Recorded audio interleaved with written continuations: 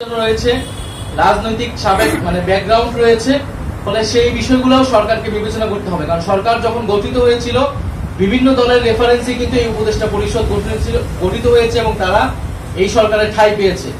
ফলে উপদেষ্টা পরিষদ পুনর্গঠন করতে হলে শুধু ছাত্র উপদেষ্টা নয়, অন্য যে উপদেষ্টাগুলো রয়েছে আমরা প্রধান উপদেষ্টার কাছে সেই নামগুলো আমরা বলেছি যে কারা কারা কোন কোন দলের সাথে সংশ্লিষ্টতা রয়েছে বা প্রশাসনের ভাগ বাটোয়ারার সাথে জড়িত আছে।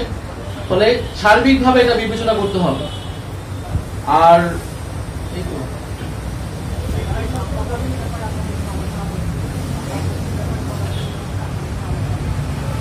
আমরা নির্বাচন কমিশনের ব্যাপারে অ্যাজ এ হোল আলোচনা করেছি যে আমরা নিবন্ধন পাওয়া থেকে শুরু করে এবং জাতীয় লীগ নামে যে আরেকটা দলকে নিবন্ধন দেওয়া হলো এবং শাপলা প্রতীক নিয়ে আমাদের সাথে কিরকম আচরণ করা হচ্ছে এবং ইশরাক হোসেনের মামলায় নির্বাচন কমিশনের যে অবস্থান ছিল এবং নির্বাচন কমিশন যে নিয়োগ কোন আগের আইনে যে নিয়োগ হয়েছে, ফলে পুরা প্রসেসে নির্বাচন কমিশনের যেই কার্যক্রম এবং নীরব প্রশ্নবিদ্ধ হয়েছে যে সেই বিষয়টা আমরা তুলে ধরেছি।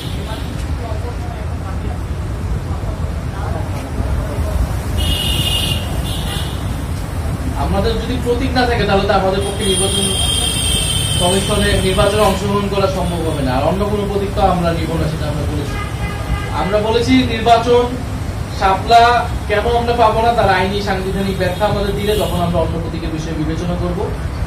তার আগ পর্যন্ত সেটা যদি নির্বাচন কমিশন না দেয় তার মানে সেটা শুধু প্রতীকের ইস্যু না, এটা নির্বাচন কমিশনের নিরপেক্ষতার প্রশ্ন, নির্বাচন কমিশন ন্যায় বিচার করছে কিনা একটা দলের সাথে সেটার প্রশ্ন।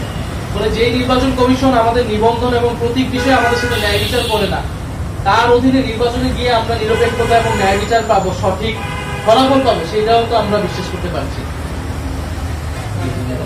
জন্য। সেটা সেই দাবির সাথে আমাদের ভিন্নমত নেই, কিন্তু এই উপদেষ্টা পরিষদ পুরা পরিবর্তন করে তত্ত্বাবধায়ক সরকার নিয়ে আসায় এইটার আসলে সুযোগও নেই আইনগত ভাবে। কারণ তত্ত্বাবধায়ক সরকারের বিষয়টাই পুরো জুলাই সনদের অধীনে আওতাভুক্ত আছে। যদি তত্ত্বাবধায়ক সরকার আপনি গণভোটের আগেই সেটাকে বাস্তবায়ন করতে চান তাহলে নির্বাচন কমিশনও পুনর্গঠন করতে হবে জুলাই সনদের আইন অনুযায়ী বা সেখানকার ঐক্যমত অনুযায়ী।